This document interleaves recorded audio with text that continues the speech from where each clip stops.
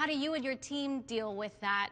And how do you as a person deal with that when people say you should be fired? I got invited to something a couple of years ago, and my daughter, I think, said, like, oh, you should totally go to that. And I said, well, I don't think I'm going to go because I got invited to it because of what I am, not who I am. I got invited to it because I'm the CEO of Twitter, not because I'm Dick Costolo. So I've always tried to make sure I never pay too much attention to the, CEO of the Year stuff, because the worst CEO of the Year stuff is, right around the corner.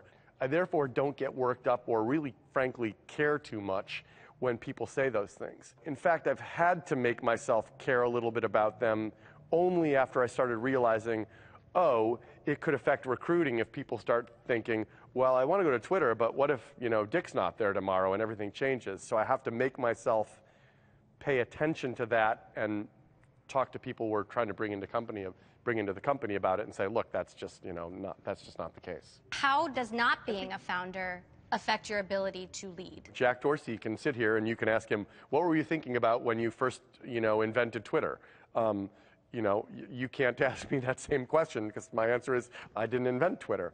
You can be a non-founder CEO and have real thoughtful opinions and even certainty about where something needs to be taken that's helpful to the company. I mean, I can tell you when Jack saw Vine and loved it and knew it was right away and brought it to me and talked about it, we have to do this.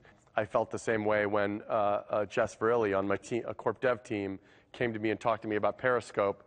Right away we have to make that part of the company. I mean, I'll tell you, my daughter, at the end of 2014, she texted me and said, Dad, I have bad news and good news. The bad news is, this article says you're one of the worst 5 CEOs of 2014.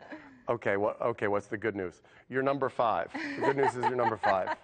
So I view that as a lesson that I've taught them, hopefully, about how to not get too carried away one way or the other about these things.